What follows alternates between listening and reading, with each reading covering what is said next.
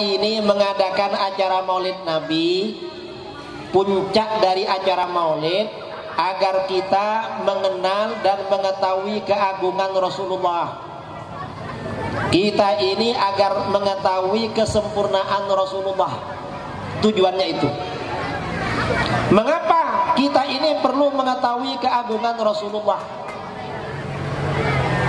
Yang pertama, agar cinta kita semakin kuat. Yang kedua, kalau kita gak mengenal keagungan Rasulullah, terutama pada zaman-zaman seperti sekarang ini, sangat berbahaya. Orang tidak mengetahui keagungan para nabi, zaman sekarang berbahaya. Mengapa? Sekarang ini banyak barang-barang palsu. Betul. Barang-barang KW banyak apa gak banyak? Banyak. Apalagi di Batam, dekat dengan Singapura. Tempatnya barang second. Barang-barang palsu itu banyak sekarang. Jangankan barang, orang-orang palsu banyak. Saya tanya, ustadz-ustadz palsu ada apa enggak? Tengku palsu ada apa enggak? Kiai palsu ada apa enggak? Jangankan kiai dan tengku, nabi palsu, negara kita itu tempatnya. Negara kita ini tempatnya barang palsu. Kira-kira 5 tahun yang lalu, 4 tahun atau 5 tahun ya, kita 2016, dalam masa 2 bulan yang ngaku jadi nabi ada 3 orang. Itu di negara kita. Yang satunya itu di Ketapang, Kalimantan Barat, mantan pelatih bulu tangkis, ngaku jadi nabi. Karena sudah pensiun, gak ada kerja, ngaku jadi nabi. Dan pengikutnya banyak, lebih 1000 orang. Jangan dikira gak ada pengikut, lebih 1000. Itu bulan Januari. Bulan Februari seorang bomoh di Jawa Timur, bomoh atau dukun, ngaku jadi nabi pula, dapat wahyu katanya. Lalu bulan Maret saya ada acara di Lombok, Nusa Tenggara Barat. Ada seorang bomoh di Lombok Timur namanya Tugimin, ngaku jadi ketuanya para nabi. Entah gimana kok ngaku begitu. Namanya saja Tugimin. Padahal nama seorang nabi ini kan perlu bagus, enak didengar. Mengapa? Karena dibacakan sholawat oleh umatnya. Coba nabi kita bacakan sholawat, Allahumma sholli wa sallim ala sayyidina Muhammad.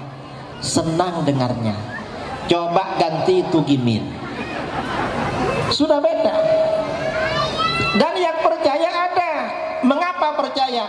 Orang ini percaya karena tidak mengenal keagungan Rasulullah. Ini bahayanya gak mengetahui keagungan Rasulullah. Karenanya perayaan Maulid ini sebenarnya ya untuk mengetahui keagungan Rasulullah. Di dalam kitab-kitab aqaid, di dalam kitab-kitab akidah, biasanya diterangkan tentang sifat wajib para nabi. Sifat wajib para nabi kalau di dalam kitab-kitab akidah itu ada 4. Siddiq, amanah, tabligh, fatanah. Siddiq itu artinya jujur, amanah itu artinya dipercaya, tabligh itu pasti menyampaikan wahyu dan ajaran, fatanah itu artinya cerdas. Dan ini mencapai puncak. Kesemuanya mencapai puncak kesempurnaan. Ini ada 4. Sebenarnya kata para ulama, sifat wajib para nabi bukan hanya 4, lebih dari 4. Cuma yang 4 ini disebutkan karena ini yang berkaitan dengan kebenaran wahyu, keotentikan ajaran. 4. Kalau yang sebenarnya sifat wajib para nabi bukan hanya 4. Apa diantaranya? Di antaranya kata para ulama, di antara sifat wajib para nabi, ayyakuna akmalan nas. Seorang nabi harus manusia paling sempurna. Gak boleh orang yang punya cacat, orang yang punya kekurangan, Orang yang cacat fisik, cacat mental gak boleh, harus sempurna. Para nabi ini harus sempurna. Sempurna apanya? Para nabi ini kan harus sempurna. Kata para ulama, kholqon wa khuluqan, baik fisik maupun budi pekerti. Kalau secara fisik, di antara kesempurnaan para nabi, apa di antara kesempurnaan fisik? Misalnya kekuatan fisik para nabi, badan para nabi ini lebih kuat 40 kali daripada orang biasa. Gak boleh seorang nabi itu badannya loyo, gak boleh. Misalnya hadir ke acara perkumpulan, dengar ceramah dapat 15 menit sudah lemes, ngantuk-ngantuk, gak ada begitu. Para nabi ini fisiknya kuat-kuat 40 kali orang biasa. Mengapa 40 kali orang biasa? Loh, para nabi ini tantangannya berat. Kalau fisiknya ya lemah-lemah, dipukul sama orang kalah. Kuat-kuat fisiknya para nabi, nggak ada yang lemah. Baginda Rasulullah SAW ketika menjadi nabi, di Mekah itu ada orang jahiliyah namanya Rukanah. Rukanah ini terkenal sebagai seorang pegulat hebat, gak pernah kalah. Kalau ada orang bergulat dengan Rukanah pasti dibanting, jatuh. Berjumpa dengan Rasulullah, lalu oleh Rasulullah, Rukanah, kamu masuk Islam ikut saya. Loh, apa buktinya bahwa kamu ini seorang Rasul, seorang Nabi? Kamu minta bukti apa? Lalu kata Rukanah, gimana kalau bergulat dengan saya? Siap, ayo bergulat. Akhirnya bergulat. Begitu bergulat, begitu Rukanah ini bergerak, oleh Rasulullah langsung dibanting. Terkejut Rukanah, gak masuk akal, saya gak pernah kalah, kok begitu melawan jatuh? Enggak, saya tadi ini salah gerak, coba sekali lagi katanya. Minta sekali lagi. Yang kedua kalinya begitu melawan langsung dijatuhkan oleh Rasulullah sampai 3 kali. Ini Rukanah. Artinya apa? Fisik para nabi itu memang kuat-kuat. Semua para nabi kuat-kuat, gak ada yang lemah. Karena orang kuat itu sempurna dibandingkan orang yang tidak kuat. Saya kira ya saudara-saudara kalau punya anak perempuan, dilamar laki-laki sama-sama ganteng, cuma satunya kurang kuat, satunya kuat, kira-kira ibu pilih yang mana? Pilih yang kuat apa tidak kuat? Pilih yang kuat, karena kuat itu sempurna. Ini kesempurnaan fisiknya. Para nabi itu memang kuat-kuat fisik. Bayangkan Rasulullah SAW istrinya 9, tiap malam didatangi semua. Walaupun tiap malam didatangi semua, Rasulullah masih istiqomah berjamaah, mengunjungi para sahabat, masih mengajar di mana-mana. Itu Rasulullah. Coba kita ini punya 3 misalnya, atau 2, tiap malam didatangi, gak datang ke acara permasalahan. Mengapa? Capek semua. Karena gak kuat, gak sama fisik. Ini kekuatan fisik para nabi. Dan bukan hanya fisik. Kesempurnaan para nabi ini bukan hanya fisik, bukan hanya kekuatan. Apa? Di antaranya lagi penampilan. Para nabi ini secara penampilan lebih ganteng, lebih menarik daripada orang biasa. Karenanya kata para ulama di dalam kitab-kitab aqaid, kitab tauhid ya, kitab fikih, di antara sifat wajib para nabi ayyakuna ajmalan nas, harus orang paling ganteng. Gak boleh kurang ganteng, apalagi jelek, dan gak boleh kalah ganteng dengan orang biasa. Gak boleh. Mengapa? Kalau ada nabi kalah ganteng dengan orang biasa, nanti jamaahnya tertukar. Mana yang nabinya, mana yang bukan nabinya. Ini banyak terjadi. Kalau ada tengku ceramah kemana-mana, sopirnya lebih ganteng. Orang itu kadang mengira sopirnya tengkunya. Saya ini dulu awal-awal ceramah tahun 2009, Badan ini masih kurus kira-kira 40 kilo.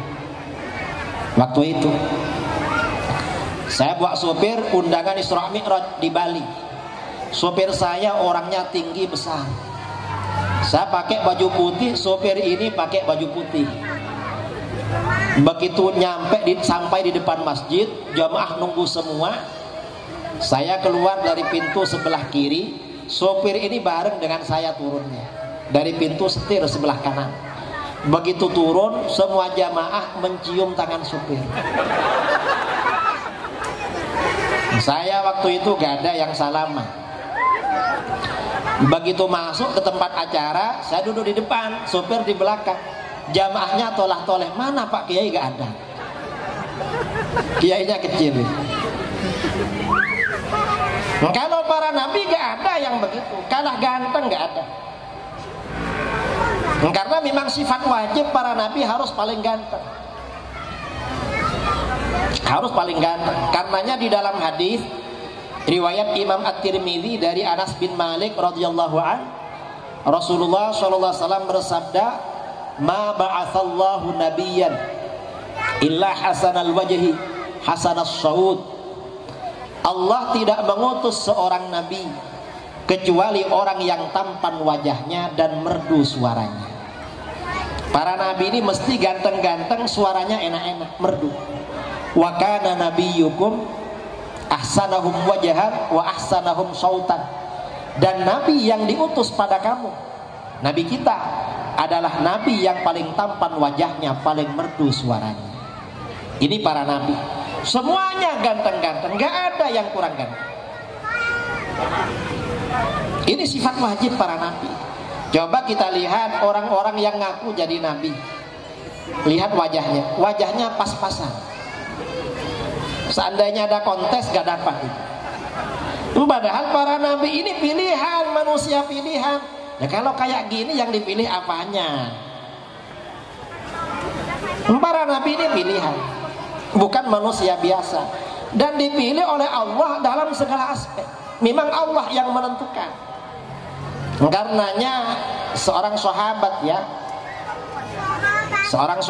ketika menggambarkan fisik Rasulullah SAW, Hasan bin Thabit, Sayyidina Hasan berkata, kata Hasan, wa ahsanu minka lam taru qattu aini wa ajmalu minka lam talidin nisa'u khuliqta mubarra'an min kulli aibi ka'annaka qad khuliqta kama tasha'u. Yang lebih ganteng daripada engkau tidak pernah terlihat oleh mataku, dan yang lebih tampan daripada engkau tidak pernah dilahirkan oleh seorang wanita. Engkau tercipta bebas dari segala kekurangan, dari segala aib. Seakan-akan engkau tercipta seperti yang engkau kehendaki sendiri. Rasulullah itu kalau dilihat fisiknya seakan-akan beliau mesen sendiri. Padahal enggak, memang oleh Allah oleh Allah ya ditakdirkan seperti itu. Para nabi memang dibuat paling ganteng. Itu para nabi. Jadi gak sama dengan manusia biasa.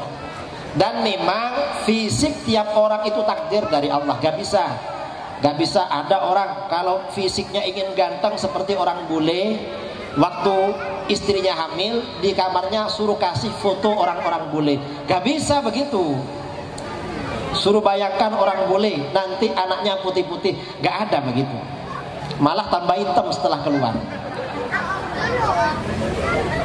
Itu hoax, itu gak benar. Mengapa? Karena bentuk fisik manusia ini takdir dari Allah, gak tertukar. Ini secara fisik para nabi itu paling ganteng.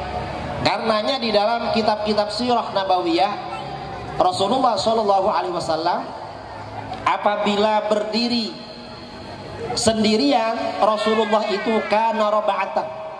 Rasulullah itu tingginya standar, sedang, tidak tinggi tidak pendek, standar. Tapi kalau Rasulullah berdiri bersama orang yang tinggi, maka Rasulullah kelihatan sedikit lebih tinggi. Duduk bersama banyak orang, Rasulullah kelihatan sedikit lebih tinggi. Mengapa? oleh Allah memang dijaga, gak boleh kalah dengan siapapun. Ini para nabi. Kemudian diantara sifat fisik ya, sifat para nabi yang diterangkan oleh para ulama. Para nabi ini di dalam kitab-kitab tauhid memiliki sifat jaiz. Apa sifat jaiz itu? Sifat jaiz itu seperti dalam kitab-kitab ketika kita ada di dayah dulu. Al-a'radul basyariyah allati la tuaddi ila naqsin fi maratibihim al-aliyah. Sifat jaiz itu artinya sifat-sifat kemanusiaan itu boleh terjadi kepada para nabi selama sifat-sifat tersebut tidak menurunkan derajat mereka yang luhur. Artinya apa saja yang terjadi kepada manusia biasa boleh terjadi kepada para nabi, asalkan gak menurunkan derajat. Kalau menurunkan derajat gak akan terjadi. Misalnya sakit, manusia biasa sakit, para nabi juga sakit. Tapi kalau sakit yang menurunkan derajat gak akan terjadi. Contohnya seperti apa? Seperti gila, stres, senting, gak terjadi bagi para nabi. Atau sakit fisik ya, yang menjijikkan, gak terjadi kepada para nabi. Atau contoh lagi al-a'rad al-basyariyah, sifat kemanusiaan. Manusia ini kalau banyak bergerak biasanya capek apa gak capek? Capek. Kalau sudah capek biasanya ngantuk apa gak ngantuk? Para nabi juga ngantuk. Tapi ngantuknya nabi beda dengan kita. Kalau para nabi ini walaupun ngantuk tidak pernah menguap. Kalau kita kalau sudah ngantuk, apalagi tadi habisnya banyak sebelum acara, ini biasanya menguap terus. Kalau para nabi gak ada yang menguap. Mengapa? Menguap itu dari setan. Karenanya sunnah ditutup orang yang menguap. Dan orang menguap itu kalau mulutnya dibuka kelihatannya jelek. Para nabi gak boleh kelihatan jelek, harus selalu tampil prima. Itu para nabi. Ini contoh ya. Atau lagi manusia ini kalau capek biasanya perlu istirahat, tidur. Para nabi juga tidur. Tapi tidurnya gak sama. Mengapa gak sama? Kalau kita ini jangankan tidur, baru ngantuk sudah lupa segala-galanya, gak sadar. Ngantuk aja sudah gak ngerti apa isinya ceramah. Kalau para nabi walaupun tidur, tidurnya gak sama. Gimana? Tanamu a'yunuhum wala tanamu qulubuhum. Kedua mata mereka itu tidur tapi hatinya tidak tidur. Mengapa tidak tidur? Senantiasa berzikir kepada Allah. Itu para nabi. Berzikir terus. Karenanya kalau seorang nabi bermimpi, mimpinya wahyu dari Allah. Karena hatinya tidak tidur. Kalau kita ini bermimpi ya bukan wahyu. Kadang-kadang kalau sebelum tidur itu suci dari hadas, lalu baca doa-doa tidur, mimpinya dari malaikat dari Allah. Tapi kalau sudah mau tidur hadas duluan dan gak baca-baca, apalagi sebelum tidur nonton TV, itu mimpinya bukan dari malaikat tetapi dari setan. Apalagi mimpinya ngumpul, apalagi mimpi besar, itu dari setan. Para nabi gak ada yang mimpi besar. Mimpi keluar mani gak ada, karena dari setan. Kalau orang biasa seperti kita, biasa. Bagi adik-adik yang belum kawin, kalau bermimpi seperti itu berarti ingin kawin. Kalau sudah menikah masih bermimpi begitu, mungkin jauh dari istrinya. Istrinya ada di Aceh, dia kerja di sini. Atau kumpul sama istrinya, ingin nambah lagi, akhirnya mimpi. Ini mimpinya laki-laki. Jadi beda ya dengan nabi. Atau contoh lagi ya, sifat wajib para nabi. Manusia ini kalau banyak bergerak, banyak aktivitas, biasanya keluar keringat. Para nabi juga berkeringat, tapi keringatnya beda. Apa bedanya? Kalau keringatnya Nabi itu harum. Kalau keringat kita gak perlu dibicarakan. Sudah pasti kualitasnya luar biasa keringat kita. Kalau keringatnya Rasulullah itu harum. Itu Rasulullah ini makanya di antara nama Rasulullah itu, di antara nama beliau adalah At-Tayyib. At-Tayyib itu artinya apa? At-Tayyib itu artinya orang yang harum. Mengapa disebut orang yang harum? Karena Rasulullah secara pribadi memang harum. Apanya yang harum? Apa saja yang ada pada diri beliau itu harum. Rasulullah itu kalau berjabatan tangan, bersalaman dengan orang, maka tangan orang itu seharian harum. Disentuh tangan Rasulullah menjadi harum. Karena harum. Rasulullah berkeringat, tidur di rumahnya Ummu Sulaim, keringatnya bercucuran, keringatnya diambil, dimasukkan ke dalam botol. Mengapa? Keringat Rasulullah lebih harum daripada parfum apapun. Atyabut thib. Coba keringat kita bercucuran, kira-kira gimana? Jangankan keringat, Rasulullah itu di dalam kitab-kitab sirah nabawiyah, Rasulullah itu kalau berwudu, para sahabat rebutan ambil air wudunya yang jatuh. Rasulullah itu kalau meludah, ludahnya tidak pernah jatuh ke tanah. Mengapa gak pernah jatuh ke tanah? Setiap Rasulullah akan meludah, para sahabat rebutan yang minta, Rasulullah ludahnya untuk kami. Begitu dimuntahkan, diludahkan ke tangan salah seorang sahabat, ludah itu disapukan pada wajah dan badan. Mengapa ludah Rasulullah itu harum? Dalam Sahih Bukhari, ma tanakhamat nukhamatan illa waqa'at fi kaffi ahadin min ashabi. Rasulullah itu berdahak, dahaknya gak pernah jatuh ke tanah. Kok bisa? Setiap akan berdahak, para sahabat rebutan yang minta, dianggap piala. Begitu diludahkan, dahak itu diludahkan oleh sahabat, disapukan, diusapkan pada wajah dan badan. Mengapa? Dahak Rasulullah itu harum. Kira-kira bagaimana dahak kita? Kita ini ada teman berdahak, belum keluar sudah berpaling, baru berdahak itu. Mengapa? Ya karena dijamin mengganggu, padahal belum keluar. Kalau Rasulullah ini rebutan, orang minta dahak. Jadi beda ya dengan orang biasa. Itu Rasulullah. Ada seorang sahabat namanya Utsbah bin Farqad. Istrinya Utbah ini bercerita, namanya Ummu Asim. Kata Ummu Asim, kami istrinya Utbah 4 orang. Kami 4 orang istrinya Utbah. Kalau salah satu dari kami waktunya giliran bersama Utbah, itu pakai parfum minyak wangi yang full, minyak wanginya full. Mengapa? Takut kalah harum dengan Utbah.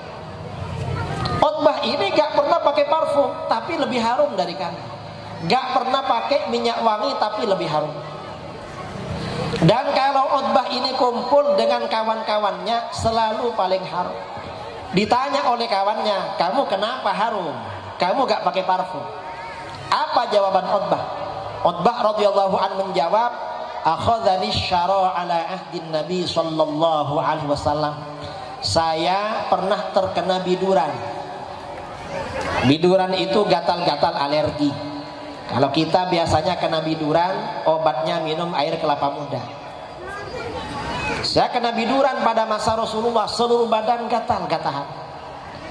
Fasyakautu dzalika ila Nabi sallallahu alaihi wasallam.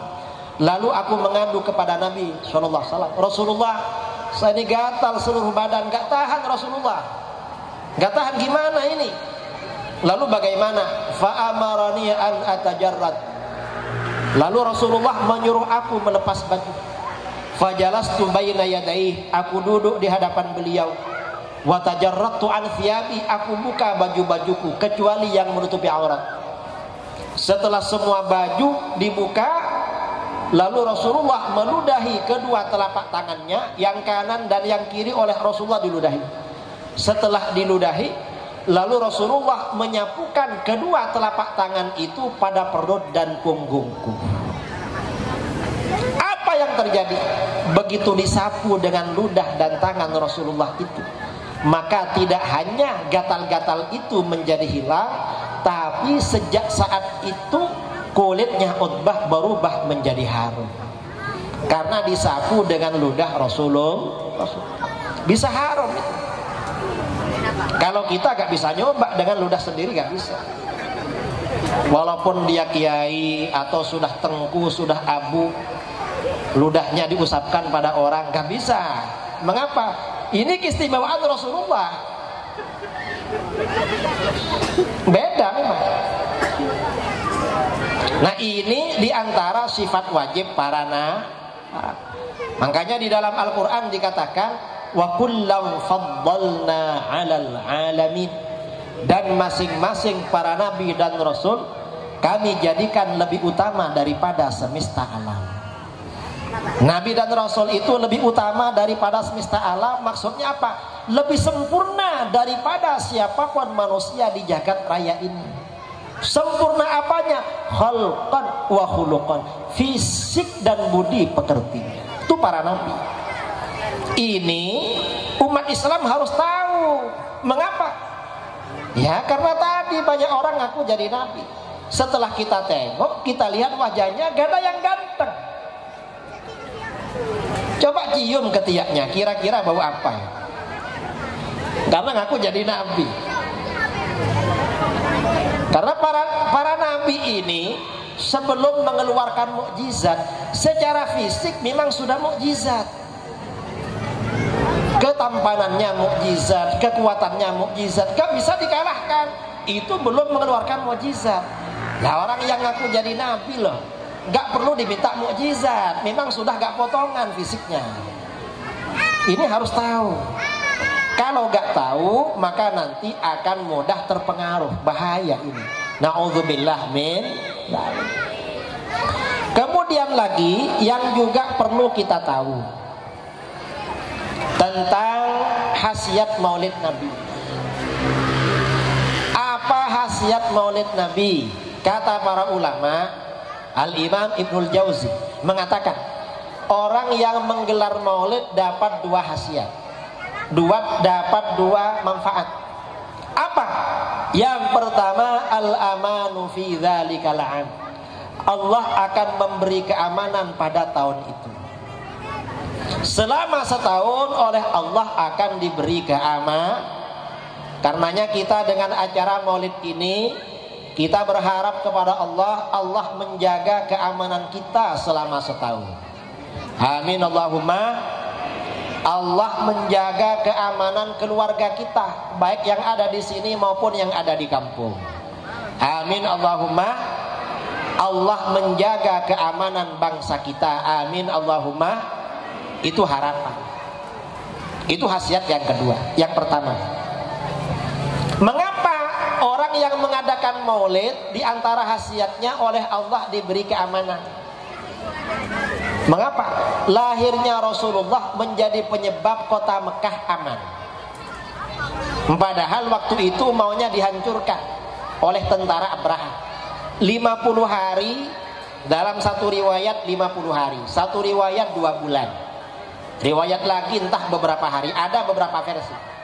Menjelang Rasulullah dilahirkan, Raja Abraha dari Yaman membawa tentara pasukan bergajah untuk menghancurkan Ka'bah.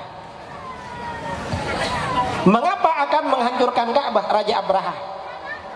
Raja Abraha ini orang-orang Nasoro, orang-orang Kristen ini asalnya iri, hasut pada orang Arab. Mengapa hasut pada orang Arab? Orang Arab ini punya benda berbentuk kubus segi 4, namanya Ka'bah. Setiap tahun bangsa Arab ramai-ramai menunaikan ibadah haji ke sana, padahal cuma bangunan segi 4. Orang Kristen nggak punya. Akhirnya apa? Raja Abraha punya program, punya proyek, apa namanya ya?